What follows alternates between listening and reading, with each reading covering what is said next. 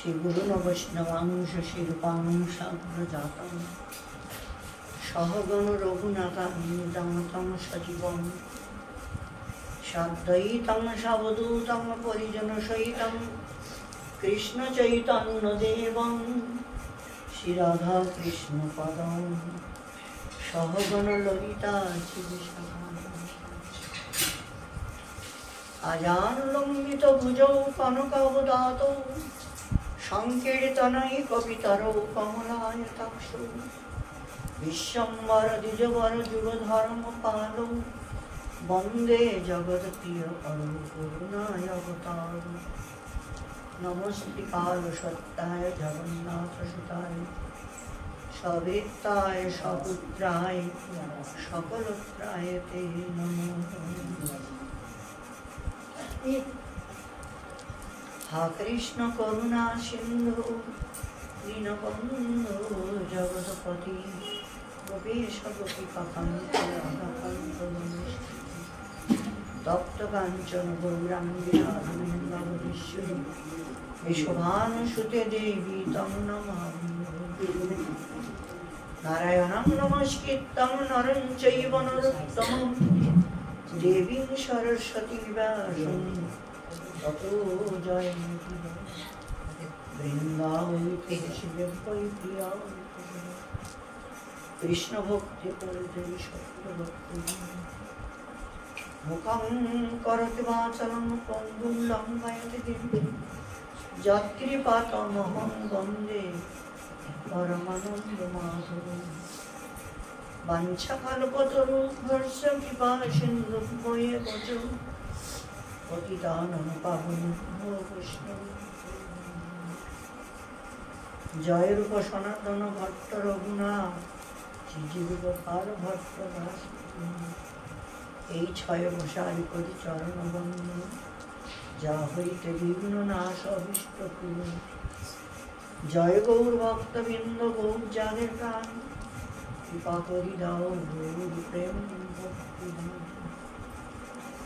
ভক্ত গোষ্ঠী সহিত গৌরাঙ্গ জয় জয় শুনিলে চৈতন্য কথা ভক্তি লক্ষ্য দুর্গমে পতিমেন্দস্য স্খলন পালতি সৎকৃপা যষ্টি দানে শান্ত শান্ত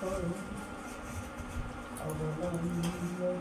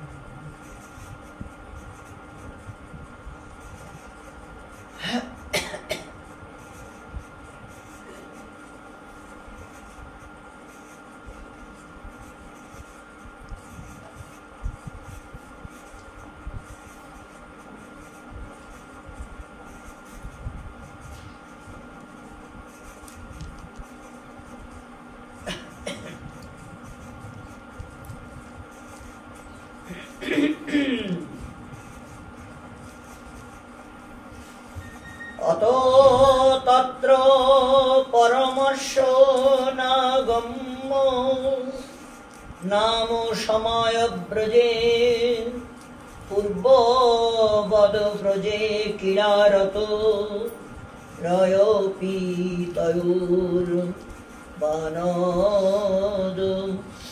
इदृक्षा पुनरोतिव विलक्षणा जाता ततोर्च प्रतिदिनमपि गवावनाय वनाय प्रजातेन तातेन समं समं तत एव व्रजत स्म।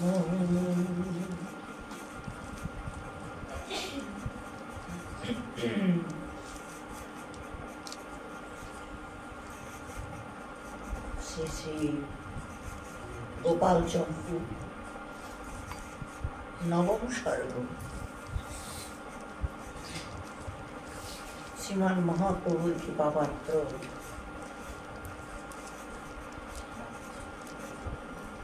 শ্রী গোস্বামী চরণ,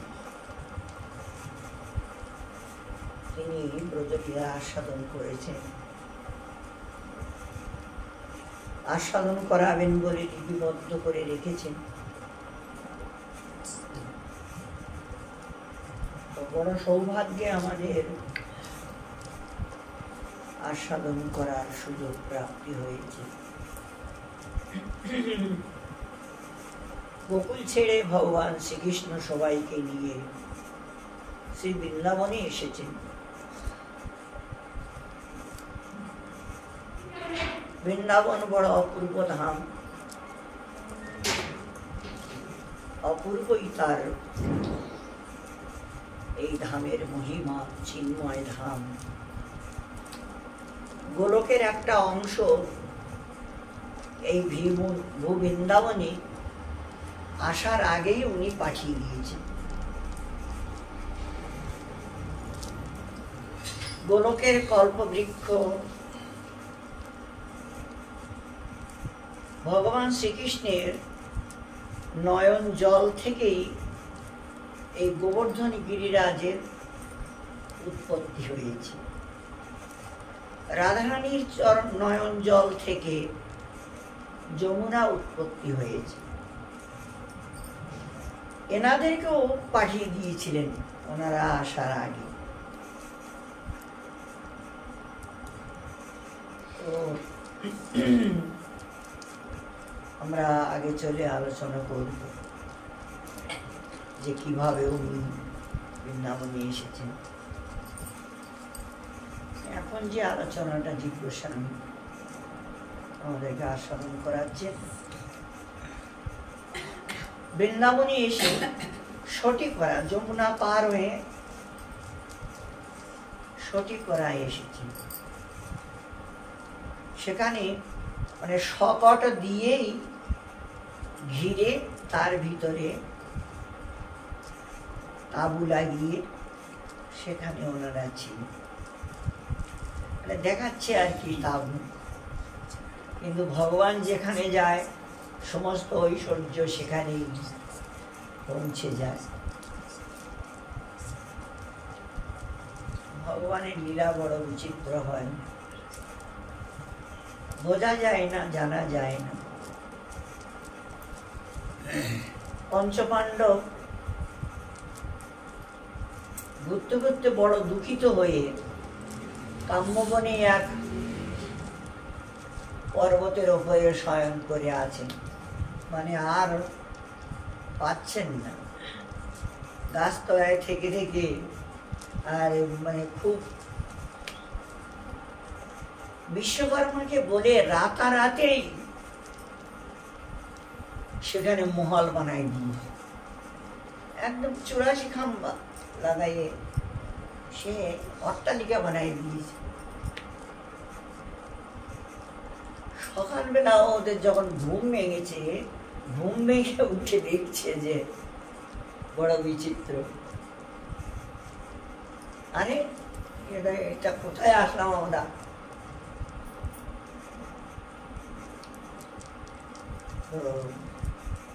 ধর্মরাজ যুধিষ্ঠির বলছেন যে ভাই, কালকে আমরা যে সন্ধ্যার সময় আলোচনা করছিলাম যে ঠাকুর আমাদের কপালে এত দুঃখ দিল, এত কিছু,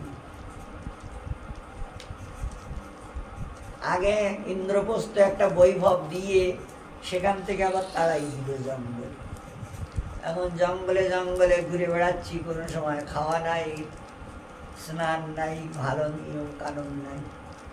ঘুরে বেড়ানো মানুষের ভালো নিয়ম হয় না, নিয়ম করতে পারে না।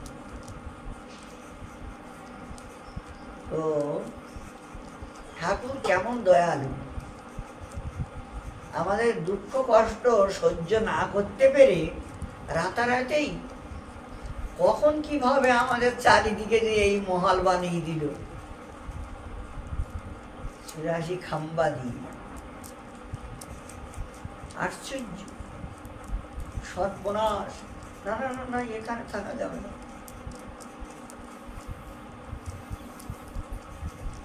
তাহলে বানিয়ে যখন দিয়েছে একটা দিন থাকি না, কি আছে।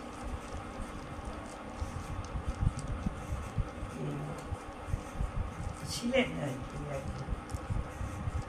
তারপরে ওখান থেকে কামেশ্বর মহাদেবের কাছে ওখানে এসেছিলেন। ওখানে বৎসকুণ্ড আছে, এই দ্রৌপদী মানে জল পান করবেন। তো 5 ভাই, তো 4 ভাই যেয়ে ওই বৎসকুণ্ডে প্রাণ দিয়েছে। মানে ওরা অভিমানী, ওনার প্রশ্নের ধর্মের প্রশ্নের উত্তর দিচ্ছে না, এই জন্য জল পান করে আর মারা যায়। শেষে ধর্মরাজ যুধিষ্ঠির এসেছিলেন, এসে ওনার প্রশ্নের উত্তর দিয়েছিলেন। তাহলে তুমি তোমার এই 4 ভাইয়ের ভিতরে কোনো এক ভাইকে জীবিত করে নাও, কাকে তুমি জীবিত করতে চাও বলো।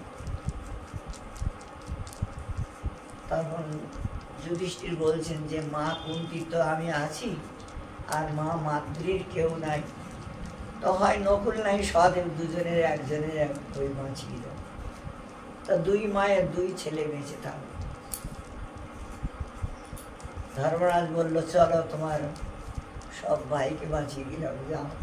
মানে এতটুকু পর্যন্ত পরীক্ষা করেছিলেন আর ধর্মই ছিলেন।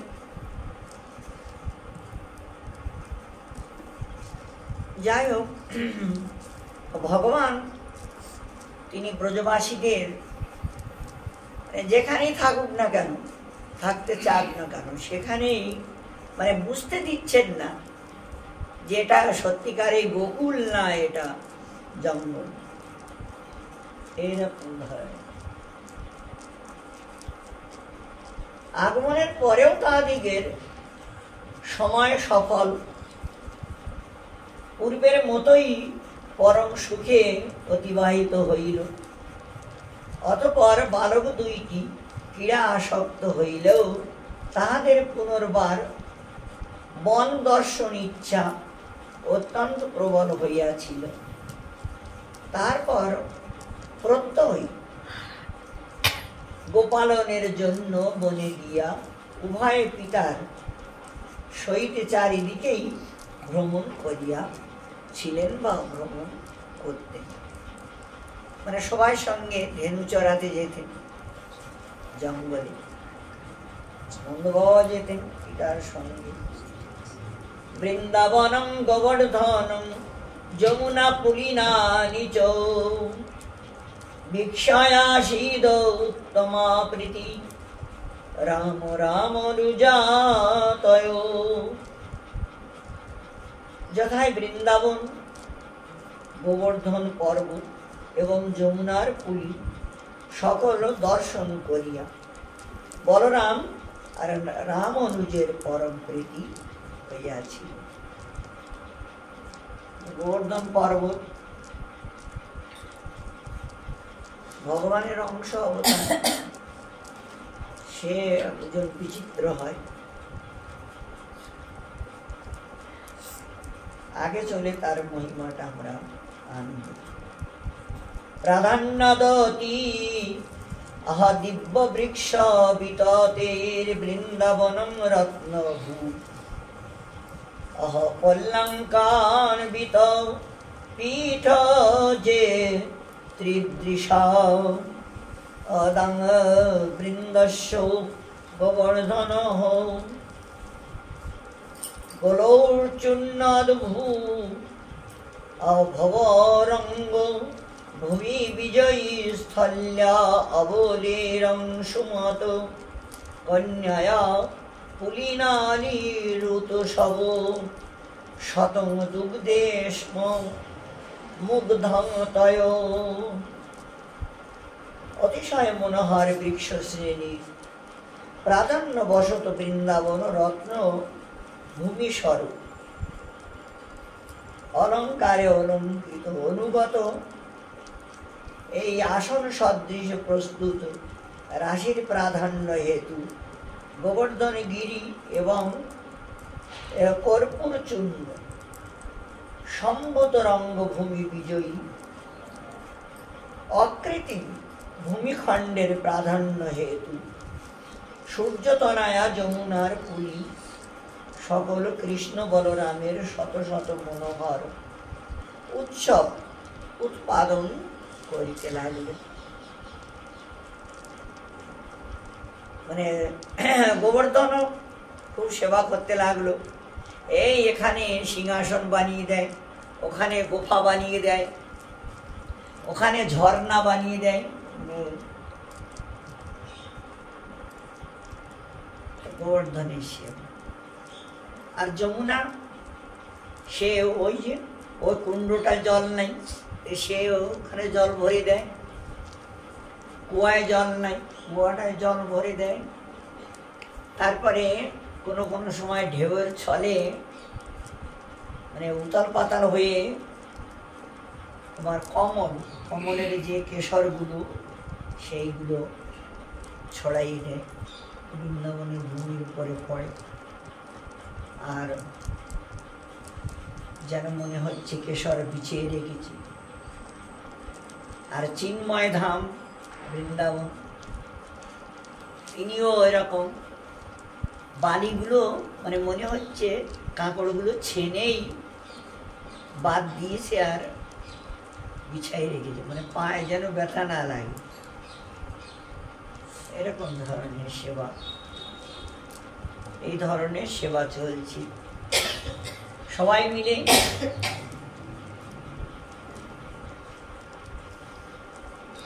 অত মধুকণ্ঠ সমাপনমিদং সাঞ্জলিতায়া ব্যানঞ্জ ঈদৃশাস্তনয় উজ্জাতস্তব গোপাধীনায়ক পাল্লং করতি য বিশ্বং বাল্যস্য চরিতাদপি।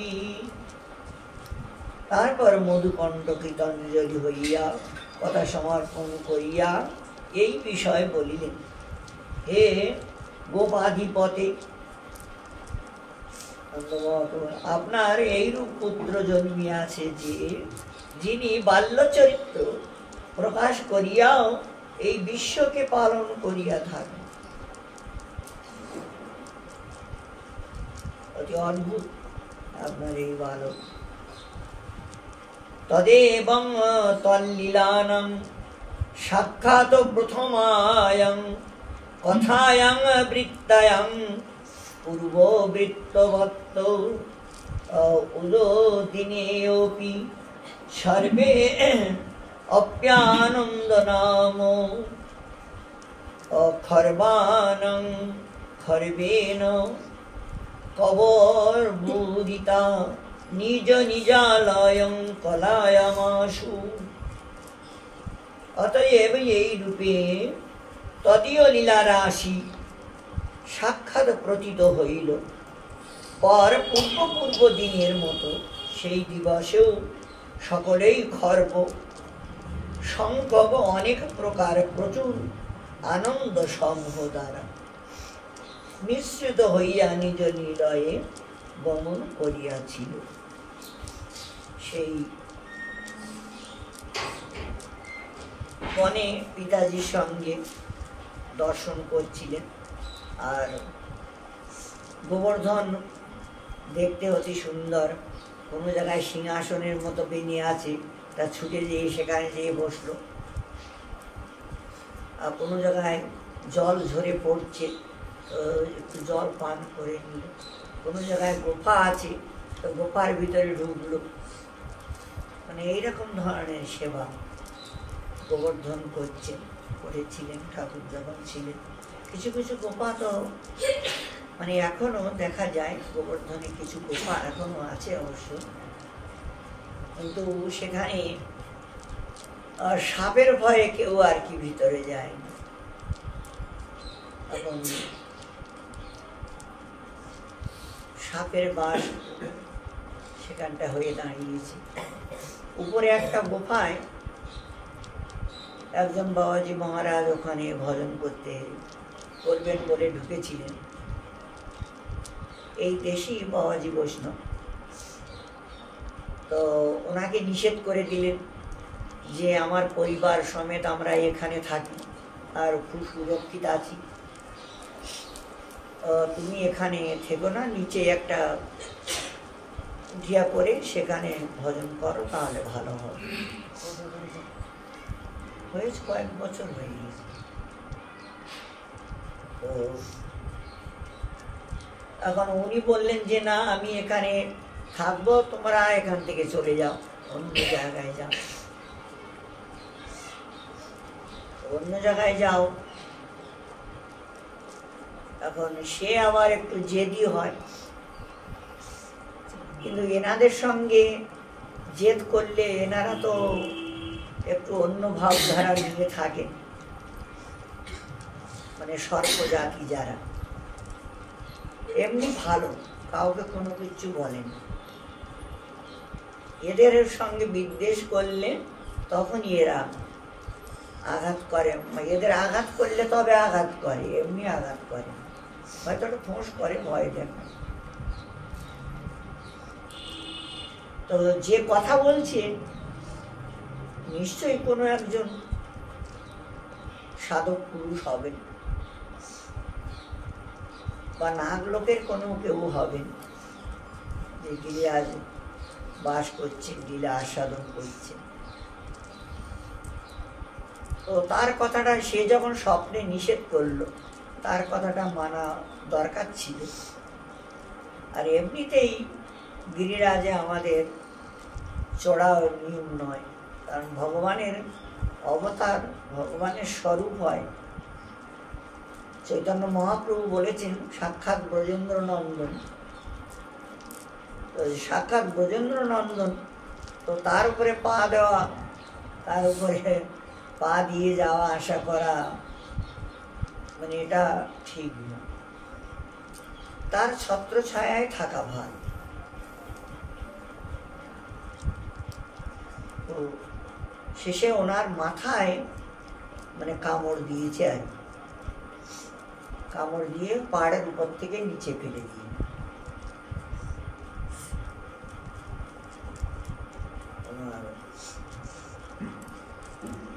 জোর হলে 18-22 বছর এরকম আগের কথা হবে আর কি।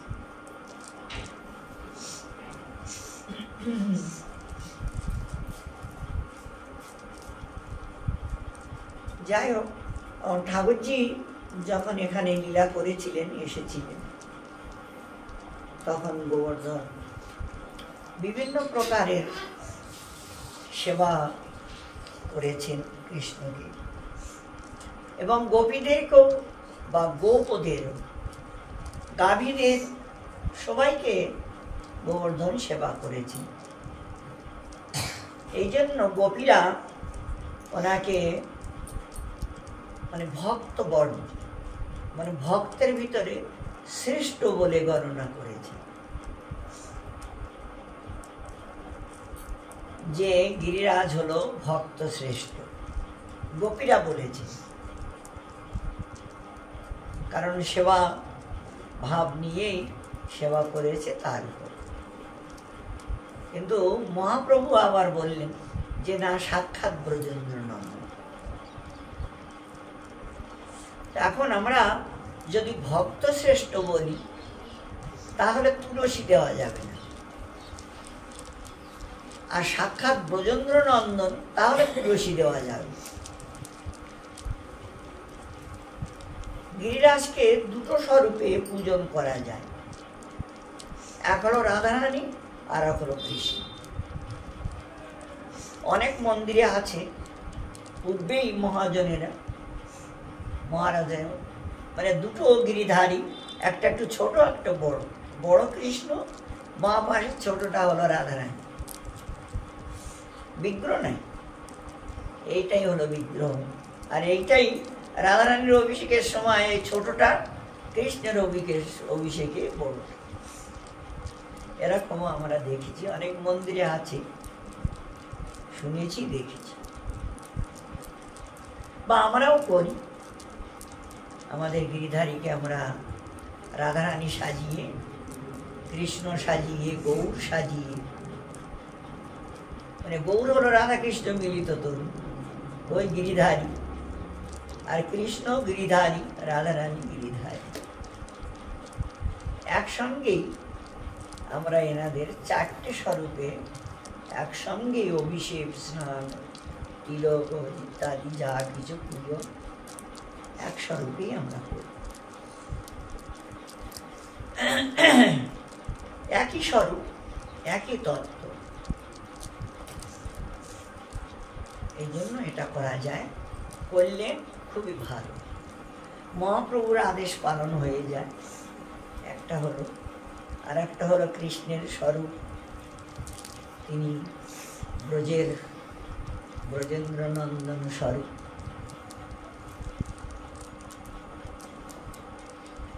ইনি প্রকট হয়েছিলেন দ্রোণাচলে, গোলকের থেকে এসে দ্রোণাচলে এসেছিলেন, দ্রোণাচলের পুত্র হয়ে। দ্রোণাচল পর্বত ওনাকে পেয়ে খুব প্রসন্ন হয়েছে। তো কোনো কোনো সময় এই বালক রূপ ধারণ করে, ওদের সঙ্গে প্রীতি, এটা সেটা লেনদেন। আবার কোনো সময় পর্বত রূপ ধারণ করে ওখানে যায়, মানে এরকম। একবার পুলস্ত ঋষি, তিনি মানে রাবণের ঠাকুরদাদা, তিনি ঘুরতে ঘুরতে ওখানে পৌঁছালেন দ্রোণাচল পর্বত। ওনাকে দেখেই দ্রোণাচল আর ওনার স্ত্রী মেনা, ওনারা দুইজন, মেনা নয়, কি জানো না, যাই হোক, তো ওনারা দেব মূর্তি ধারণ করলেন, করে ঋষিকে থাকার জন্য প্রার্থনা জানান। আপনি অনেক রাস্তা ঘুরে ঘুরে এসেছেন, চলে চলে এসেছেন, তা আমাদের এখানে বিশ্রাম করুন, আর কিছু ফল ফুল সেবা করুন, বিশ্রাম করুন, এখানে একদিন থাকুন, তারপরে যাবেন। তো ওনাদের আহ্বান উনি পেয়ে নিমন্ত্রণ স্বীকার করলেন, ওখানে থেকে গেলেন। এখন এই গিরিরাজ আমাদের গোবর্ধন, ইনি আবার এই সমস্ত করে বেড়াচ্ছেন, ওই ঋষি আবার দেখে নিয়েছে এইগুলো যে করছে, আবার উনি দেখে নিয়েছে। দেখেই এখন মনে মনে ভাবলো যে এই গোবর্ধনটাকে যদি আমি কাশীতে নিয়ে যাই, কাশী গঙ্গার কিনারে রেখে দিব, আর ওর গোফায় বসে আমি ভজন করব। এই মনে মনে একটা চিন্তা করলেন। করে পরের দিন যখন বিদায় হবেন, সেই সময় দ্রোণাচলকে বলল যে আমি একটা জিনিস তোমার কাছে চাইবো, কোনো একটা বস্তু, ওটা তোমাকে দিতে হবে। আচ্ছা ঠিক আছে, আমার কাছে তখন যদি আপনার অনুকূল হয় তো অবশ্যই দিব, নানা পরীক্ষা করো, পরীক্ষণে আবার দেবা না। তো ওনারা স্বামী স্ত্রী হাতে জল নিয়ে বলেছে হ্যাঁ দিব। বলছে তোমার এই ছেলেটা আমার দরকার, এই ছেলেটা আমি ওকে কাশীতে বিশ্বনাথের কাছে গঙ্গার কিনারে রাখবো, আর ওর গোফায় বসে আমি ভজন করব।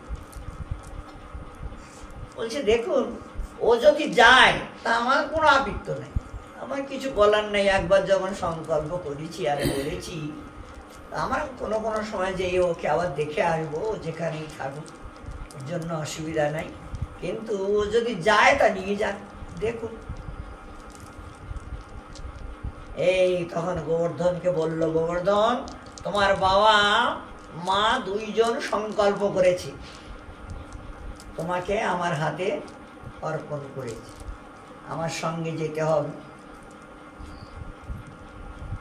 গোবর্ধন দেখল, আচ্ছা ঠিক আছে, তোমার সঙ্গে যাব, কিন্তু এই যাওয়ার সময় তুমি আমাকে ঝোলার ভিতর ভরে নেবে, আর যেখানেই রাখবে আমি কিন্তু সেইখানে থেকে যাবো, ওর আগে আর কিন্তু আর যাবো না, সাবধান, কথা দাও, তুমি কথা দাও। বলে আচ্ছা ঠিক আছে, তাই হবে। এই তখন ওই ওনার ঝোলার ভিতরে ঢুকাই নিলেন, নিয়ে চলে আসলেন। এই এসে এখানে এসে উপস্থিত, বৃন্দাবনে এসে। এদিকে বৃন্দাবনে আসার আগেই যমুনা একটা ধার বানিয়ে দিয়েছে, এখান থেকে যমুনা পার হয়ে যেতে হবে। যমুনা একটা ধার বানিয়ে, মানে গোবর্ধনকে যেতে দেবে না, একটা ধার বানাই দিয়েছে। আর এত সুন্দর নির্মল জল বানিয়ে দিয়েছে, বা ফুল খিলে, মানে সব দিক থেকে এত সুন্দর। মানে ঋষির মনটাকে জয় করতে হবে, ঋষির মনটাকে ভুলাতে হবে। যমুনা এখন ওইটাই করলো, ঋষির মনটাকে ভুলেই গেল, ভুল হয়ে গেল। জল দেখেই, সৌন্দর্য দেখেই উনি তখন না, এইখানে একটু স্নান করে, একটু মন্ত্র স্মরণ করে, একটু জল পান করেই তারপরে আগে যাব, এই বলে ঝোলাটা রেখে দিয়েছি, দিয়ে আর কি করেছেন। যমুনায় স্নান করলেন, তারপরে বুক জলে দাঁড়িয়ে মন্ত্র স্মরণের পরে মানে তর্পণ, তারপরে জলপান। আর এত সময়ের ভিতরে সে গিরিরাজ এখন 16 মাইল লম্বা, 8 মাইল চওড়া, 4 মাইল উঁচু, এমন স্বরূপ ধারণ করল। তো দেখতে কিরকম ময়ূরের মতো, গিরিরাজ দেখতে কিরকম হয়েছে, ময়ূরের মতো বসে। ঋষি উপরে এসে দেখছে, সর্বনাশ, এটা কিরকম, গোবর্ধন তুমি এটা কি করলে? তাহলে আমিও তোমার বলেছি, তুমি তো কথা দিয়েছ, যেখানে রাখবা আমি সেইখানে রাখবো, সে তার আগে আর যাব না, আমি এখান থেকে আর যাব না, আমি এইখানেই এখন থাকবো। আচ্ছা, আমি এত দূর কষ্ট করে বয়ে আনলাম, বুড়ো মানুষ, আর তুমি আমার সঙ্গে এইরকম আমি তোমাকে অভিশাপ দেবো? তাহলে আচ্ছা, কই বাত নেই, তুমি অভিশাপ দিলে আমার কিছু যায় আসে না, তুমি দাও আর যাও, যা পারো করো, তুই প্রতিদিন তিলে তিলে ক্ষয় হয়ে যাবে, বলে ঋষি এখন চলে গেল। ভগবান শ্রীকৃষ্ণ আসলেন, তিনি তো সবকিছু জানেন, সবকিছুই ওনার নখদর্পণে। এখন গিরিরাজ যে সাক্ষাৎ ব্রজেন্দ্র নন্দন, তিনি যে গোলকের থেকে এসেছেন এবং এই জীবকে গোলকের প্রেম দান করবেন, গোলকে নিয়ে যাবেন, তার একটা অজুয়ার এখানে রয়েছে এই গোবর্ধন। মানে এটা তো কারো জানকারি নাই, কেউ এটা জানে না।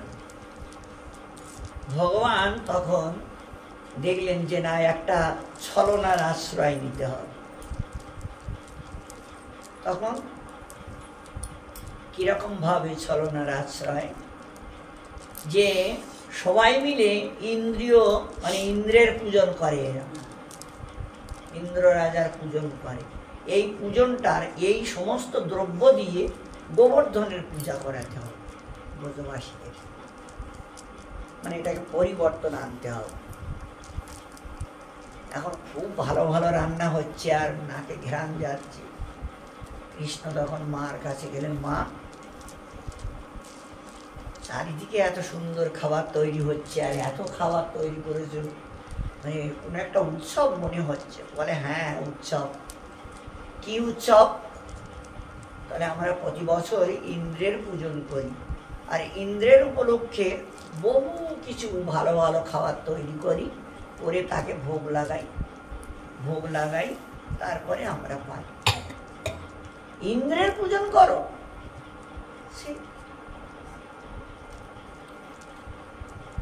যে হলো কামী, লোভী, ক্রোধী, মানে যার ভিতরে অপগুণ ছাড়া গুণ নাই, সে কোনোদিন ভগবান? ব্রজবাসী হয়ে তোমাদের বুদ্ধি আর কবে ভালো হবে? বলে বাবু তুই এখন তোর বাবার কাছে যা, আমি এসব বুঝি না, যা। এই নন্দ বাবার কাছে এসেছে। বাবা, মা বললো এরা ইন্দ্রের পূজন করো নাকি তোমরা? জিনিসপত্র তৈরি হচ্ছে হ্যান ত্যান। তাহলে হ্যাঁ বাবা, আমাদের বংশ পরম্পরায় এরকম একটা নিয়ম চলে আসছে, তো ওই নিয়ম অনুসারে আমরা প্রতি বছর ইন্দ্রের পূজন করি, অনেক ধুমধাম করে অনেক কিছু খাবার আদি বানিয়ে তার ভোগ লাগাই। হ্যাঁ আচ্ছা বাবা, তুমি এইটাই বল, যার ভিতরে মানে অপগুণ আছে, মানে সেখানে আবার ভাগরী ঋষি ছিলেন ওই বাবার কাছে, যার ভিতরে মানে সত্যগুণের অভাব মানে খুব কম, আর তমগুণ রজগুণ এইটাই যার ভিতরে বেশি, সে কোনোদিন ভগবান হয়? তাকে ভগবান বলা যায়? কে ঋষি ঠাকুর আপনি বলুন। মানে সে তো ঠিকই, কিন্তু কিন্তু কিন্তু পরম গ্রন্থ নাই, সত্যিটাই বলি। বলে না, যার ভিতরে এইরকম অপগুণ আছে সে কোনোদিন ভগবান হতে পারে। তাহলে তবে সে যখন ভগবান হতে পারে না, তাহলে তার পূজা করে কোনো লাভ নেই। এই যে ছাইয়ে ঘি ঢালা হচ্ছে, তোমাদের কোনো পুণ্যি ফুন্নি কিচ্ছু হচ্ছে না, ছাইয়ে ঘি ঢালা। তাহলে বাবা এখন আমি যা বলি সেইটা যদি করো তাহলে তোমাদের কল্যাণ হবে। আমরা হলাম বৈশ্য জাতি, বৈশ্য জাতির কর্তব্য হলো ব্যবসা করা, গৌ আদি এইগুলো পালন করা, চাষ বিক্রি করা, এগুলো বৈশ্যদের কাজ। আর ব্রাহ্মণদের দান করা, এই গৌ সেবা করা, মানে এইগুলো তো আমাদের কাজ। গৌ ব্রাহ্মণ এদের। আর আমাদের আর একটা হলো ব্রজের মালিক হলো গোবর্ধন, মানে যে ঝর্ণা, বর্ষা হচ্ছে না কিন্তু ঝর্ণার জলটা দিচ্ছে গোবর্ধন, ফল পাতা ঘাস মানে যা কিছু দরকার গোবর্ধন আমাদের দেয়। তো গোবর্ধন আমাদের ব্রজের মালিক। তো গোবর্ধন, ব্রাহ্মণ আর গরু, এই তিনজন হলো আমাদের পূজনীয়। এই তিনজনের যদি পূজা করো, সেবা করো, তাহলে তোমাদের কল্যাণ হবে। এখন ওই ঋষি ভাগরী ঋষির গুরুদেব একবার এই গল্পটা বলেছিলেন ওনার কাছে, যে ভগবান যখন প্রকট হবে ব্রজে, তখনই এই গিরিরাজ সেবা পাবে, গোবর্ধন সেবা পাবে। কারণ গোবর্ধন গোলকের থেকে এসেছে, উনি দেখেছিলেন। তো সেই কথাটাই সত্যি হয়ে দাঁড়ালো। আর মানে ভাগরী ঋষি, সান্ডল্য ঋষি, এই সবাই মিলে আর কি কৃষ্ণের কথায় অনুমোদন করে, যে না, যত দ্রব্য বানানো হয়েছে সব গোবর্ধনে নিতে হবে, নিয়ে তার কাছে অখণ্ড বাতি জ্বালাতে হবে, সারা রাত কীর্তন হবে, পরের দিন আমরা তাকে অভিষেক করব, স্নান করাবো, তারপরে তাকে বস্ত্র আদি দান করব, শৃঙ্গার করব, ভোগ লাগাবো, লাগিয়ে প্রসাদ পাবো। এই মন্তব্য হয়ে গেল। এইটাই মন্তব্য করে নিল। তারপরে সব ব্রজবাসীদেরকে জানিয়ে দেওয়া হল। কৃষ্ণ যখন বলেছে আর ঋষি যখন অনুমোদন, মানে কুলগুরু যখন অনুমোদন করেছে, সেখানে তো কারো কিছু বলার নাই। এক বাক্যে সবাই স্বীকার হয়ে সবাই চলে আসবে গোবর্ধনে। এসেই এই অমাবস্যা তিথি, তো এখন দীপ জ্বালানো হলো, উজাড় করা, একদম আলো করে দেওয়া হলো, ঘিয়ের বাতি জ্বালাই। তারপরের দিন ভোগ লাগানো হলো। শেষে বড় বিচিত্র, কৃষ্ণ এখন গোবর্ধনকে বলছে, চুপ করে থাকলে হবে না, বড় বড় হাত বের করো,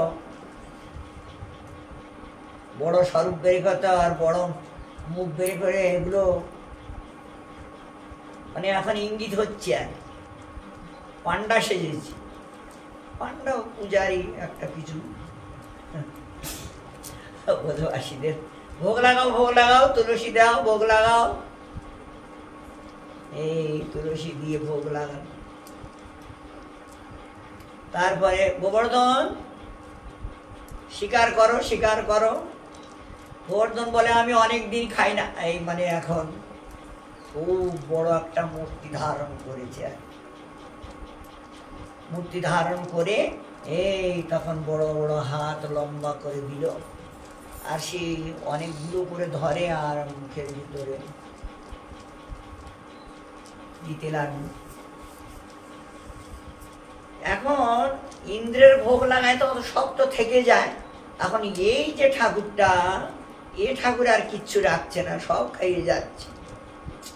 এত কষ্ট করে সারা রাত ধরে সে 3-4 দিন ধরে বানানো হয়েছে, আর এই যে দেবতাটা কিরকম দেবতা, সবগুলো খাইয়ে যাচ্ছে। তা আমরা কি খাবো? কি কৃষ্ণ, তোমার ঠাকুর তো সব খাইয়ে যাচ্ছে, তা তাহলে আমরা পরে আবার বানিয়ে খাবো, কি আছে, অনেকদিন ভুকে রয়েছে, তোমরা খাইতে দাও না, খাইতে দাও। এই সে ঠাকুরজি আবার বললো, একটু অধরামৃত দাও, এরা কান্নাকাটি করছে। আচ্ছা, এই গোবর্ধন তখন মুখের থেকে একটা পুরি বের করে সেই পুরীর পাত্রটা রাখলো, সঙ্গে সঙ্গে পুরি, একটা ক্ষীরের অন্ন রেখে দিয়ে সঙ্গে সঙ্গে ক্ষীর, সবজি সঙ্গে সঙ্গে, মানে বড় বিচিত্র ঠাকুর হয়, বিচিত্র ঠাকুর হয়। আর লীলা সবাই দেখছে আর কি, মানে আমরা যে ভোগ লাগাই, মানে আমাদেরকে এইটা ভাবতে হয়, এই যেটা আলোচনা করছি এইটা ভাবতে হয় যে আমরা ঠাকুরের কাছে দেই, ঠাকুর খায়, আবার একটু অধরামৃত এরকম হাতটা বুলাইলে আবার ওই রকম হয়ে যায়। মানে এইটা ভাবতে হয়, না হলে প্রীতি আসবে না, প্রীতি জন্মাবে না। যদি বলো না খায় না, তাহলে তো আর প্রীতি হলো না, প্রীতি জন্মাবে না। মানে এইটা ভাবতে হয়, এই যে ঠাকুর যেটা দেখাচ্ছে গোবর্ধনকে দিয়ে, এইটাই ভাবতে হয়। আর এইটাই প্রকৃত সত্যি বলে মেনে নিলে সেটা প্রকৃতই সত্যি হবে এবং হয়। তো এই ব্রজবাসীদের আনন্দের আর শেষ না। তারপরে জল পান করাও, কলসি কলসি জল পান করে নিলে, তাম্বুল খাইয়ে দিলেন। আরতি, তখন অনেকেই মশালে আরতি, গিরিধারী খুব ভালো, তোমাদের উপরে আমি খুব প্রসন্ন হয়েছি, গোপবাসী তোমরা আমাকে সেবা করবে, সেবা করলে এরকম প্রতি বছর প্রতিদিন করলে আরো ভালো, প্রতিদিন করবে, তোমাদের কোনো কিচ্ছুর অভাব হবে না, আমি তোমাদেরকে বর দিলাম। সবাই মানে খুব প্রসন্ন হয়েছে। এই গিরিরাজ পরিক্রমা কীর্তন খুব আনন্দের সঙ্গে যেমন ব্রজবাসীরা শ্রী গোবর্ধন মহারাজ মহারাজ তেরে মাথে মুকুট বিরাজ রহে, ওরা গান করে ঘুরি ঘুরি तेरे सात क्रोश की परिक्रमा है और चाकलेश्वर विश्राम ओ विश्राम तेरे माथे मुकुट विराज रहे, तो पे पान चढ़े तो पे दूध चढ़े तो पे पान चढ़े और चढ़े तो पे दूध चढ़े तो पे पान चढ़े चढ़े दूध की धारो, তোমার মালা আদি ইত্যাদি ব্রজবাসীর একটা ছন্দ বানিয়ে ওনারা গান করে। তো সেই গান পরিক্রমা করলেন সবাই মিলে। সেদিন আবার সন্ধ্যার সময় সবাই চলে গেলেন নিজে নিজের ঘরে। তো এখন এই যে ইন্দ্রের পূজা বন্ধ হয়ে গেল, তারপরে ইন্দ্র অন্যায় অত্যাচার ব্রজবাসীর উপরে করলেন। ব্রজবাসীরা বলল, কৃষ্ণ এটা কিরকম হলো, এটা কি হলো, এটা তো বড় অন্যায় হলো। তোমরা চিন্তা করো না, চলো গোবর্ধনে যাই। আবার সবাইকে গোবর্ধনে নিয়ে এসে, গোবর্ধন তুমি এখন উঁচু হয়ে যাও, উঁচু হয়ে যাও, এরা তোমার সেবা করেছে, তাই এদেরকে একটু সেবা করো। গীতায় লেখা আছে যে যথামাং প্রপদ্যন্তে তাং ততৈব ভজম্য, যে যেমন ভাবে আমাকে ভজন করে আমি তাকে মমবর্তানুবর্তন্তে মনুষ্য কর্ত সর্বস্ব। এই গিরিরাজ তখন বলে, ঠাকুর তুমি একটু কোনো রকম মিছে হাতটা লাগাও। এই ঠাকুর তখন মিছে একটু হাতটা লাগালো, তোমরা শুয়ে রাখো। বলে ভালো, একটু শুয়ে রেখেছি একটা। আসো আসো সবাই। তারপরে ঠাকুরজি 7 দিন 7 রাত মানে কিভাবে যে অতিবাহিত হয়েছে, রান্না নাই, খাওয়া নাই, শোয়া নাই, ঘুম নাই, কিচ্ছুই নেই। আর এরা বলতেই পারে না যে 7 দিন 7 রাত যে ব্যতীত হয়ে গেছে, এরা কিচ্ছু জানে না। এরা মেতে আছে, কৃষ্ণ দর্শন করছেন, কৃষ্ণ বাঁশি বাজাচ্ছেন, এদের নাচাচ্ছেন, গাওয়াচ্ছেন, এরা নাচছে গাচ্ছে মানে আনন্দে। আর মাঝে মাঝে আরো ওই দিক নিচু হয়ে যাচ্ছে, লাঠি লাগাও মানে এইটার ভিতর দিয়েই ওদেরকে রেখেছি। 7 দিন 7 রাত খুব করে চেষ্টা করলো বজ্র দিয়ে পাটটাকে ভাঙার জন্য। কিন্তু মূর্খ, সে তো বুঝতে পারে না, ইন্দ্র বুঝতে পারে না যে ঠাকুরের স্বরূপকে এইভাবে কেউ নষ্ট করতে পারে না। হেরে গেল, শেষে পালালো। সবাইকে নিয়ে সম্বর্তন নেকটেগুলো ডেকে এনেছিল, ওদেরকে নিয়ে চলে গেলেন। ঠাকুরজি বললো, এইবার চলো সবাই বাইরে চলো। বলে বাইরে তো বর্ষা ঝড় এইরকম হচ্ছিল, তো নষ্ট হয়ে গেছে মনে হয়। বলে কিচ্ছু হয়নি, তোমরা দেখো। সুদর্শনকে বলে দিয়েছে খবরদার, আর অনন্তকে বলে দিয়েছে চারিদিকে ঘিরে দেওয়া, যাতে ভিতরে কোনো রকম এরা বুঝতে না পারে। অনন্ত ভগবান চারিদিকে ঘিরে দিয়েছে, ও বুঝতে পারে না, ভিতরে জলও আসলো না, কেউ কিছুই জানে না। আর উপরে যা কিছু করেছে সুদর্শন সবগুলোকে নষ্ট করেছে, নিচে আর কাউকে অনিষ্ট হতে দেয়নি। এইভাবে ব্রজবাসীদের রক্ষা বের করে দিয়ে, যাও তোমরা শীঘ্রই বেরো, যা কিছু যার যা আছে সামান সারটা নিয়েছো, গরুর গাড়ি অনেকে ডুবাই, বের করে এগুলো সব নিয়ে যাও। ঠাকুরজি এগুলো সব বাইরে বের করে দিলেন। বের করে দিয়ে এখন নিজে তো ধরে রেখেছেন, এখন নিজেকে তো বেরোতে হবে। দেখুন ঠাকুরের কিরকম কায়দা। ঠাকুর তখন করলো কি, এই গিরিরাজকে উপরের দিকে মানে ধাক্কা মেরে দিয়ে উনি বাইরে চলে আসলেন। আর গিরিরাজ পড়ে এখন ভেঙে টুকটুক হয়ে গেল। আগে তো একসঙ্গে জড়িত ছিল, এখন ভেঙে টুকটুক করে দিল। গিরিরাজ বললে, এটা তুমি কি করলে?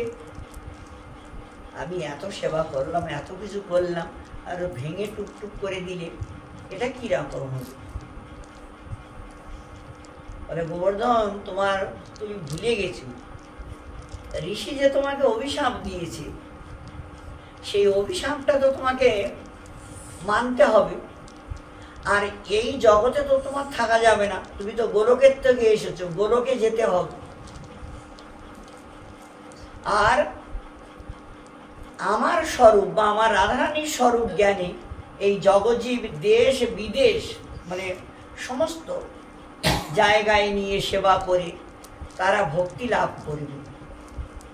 মানে কয়েকটা কারণ দেখাইছে আজ ঠাকুরজি। একটা হলো ঋষির অভিশাপ ক্ষয় হয়ে যাওয়ার কথা ছিল, তো এখন এখান থেকে টুকটুক হয়ে না গেলে তার হচ্ছে না, তখন উনি টুকটুক হয়ে গোলকে চলে যাচ্ছে। আচ্ছা, আর এক হলো এই গিরিরাজকে নিয়ে রাধারানী বা কৃষ্ণ স্বরূপে দেশ বিদেশের সমস্ত দেশেই গিরিরাজকে সেবা করছেন শুদ্ধ ভক্তি লাভের জন্য। আর একটা হলো যতদিন পৃথিবী থাকবে ততদিন এই লীলার স্মৃতিচিহ্নটা রাখতে হবে, তার জন্য গিরিরাজ এখানে রয়েছে। তার পরিক্রমা ইত্যাদি আরতি কীর্তন এগুলো সবসময় চলবে। ভগবানের একটা কারণে ভগবান আসেন না, অনেকগুলো কারণ নিয়েই আসেন, অনেকগুলো লীলা আর কি উনি করেন। আচ্ছা, এইটার প্রমাণ যেমন বাবাজি বৈষ্ণবদের কাছে বা ব্রজবাসীদের কাছে শুনেছি গিরিরাজ মাটির ভিতরে ঢুকে যাচ্ছে, কিন্তু মিথ্যা কথা, এটা মানে ঠিক নয়। গিরিরাজ উপরে বসে আছে ময়ূরের মতো, মানে মাটির ভিতর ঢুকে যাচ্ছে না, ইনি গোলকে চলে যাচ্ছেন। গোবিন্দকুণ্ডে যখন কোটি নামের সংকল্প নিয়ে অনুষ্ঠান করেছিলাম, তখন একদিন দেখেছিলাম একটা সিংহাসনে গিরিরাজ বসলো আর এরকম চলে গেল, আর একবার এই দৃশ্যটা দেখাইছিলেন। আচ্ছা, যা তারপরে আরেকটা ঠিকানা বলি। এই গিরিরাজ তরাটিতে আমরা যে কোনো জায়গায় যেমন বোরিং করলাম, কোনোদিন একটা পাথরের কুচিও এর ভিতরে বোরিংয়ে আসলো, বালি ছাড়া, বালির কাগজ ছাড়া অন্য কোনো কিছু বোরিংয়ে আসে। মানে কি হয়েছে, মাটির ভিতরে যাচ্ছে না, ইনি গোলকে চলে যাচ্ছেন। কৃষ্ণেরও অবতার, মাটির ভিতরে কেন যাবে, মাটির উপরে বসে আছে, এখান থেকেই চলে যাচ্ছে। তাই এই ধরনের ওনার বিচিত্র লীলা, উনি দর্শন দেওয়ার জন্য, সেবা নেবার জন্য, সেবা করিয়ে ধন্য করার জন্য উনি আর কি ব্রজে সাক্ষাৎ মুক্তিমান হয়ে এখনো রয়েছে। আচ্ছা, চলো আজ এইখানেই আমাদের ভাগবত কথা বিশ্রাম, আগামীকাল আবার আমরা আসবো।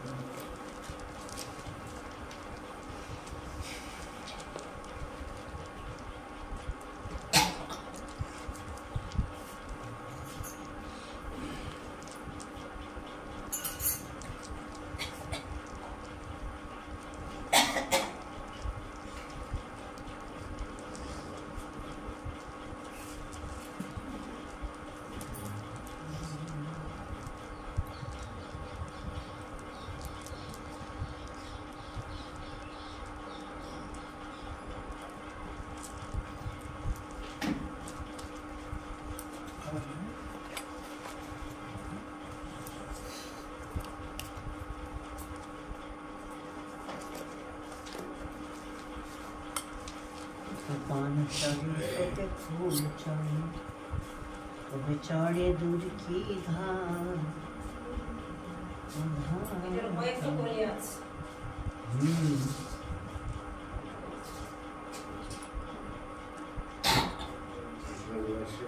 तेरे गल में कंठा तेरे ठोरी पे हीरा लाना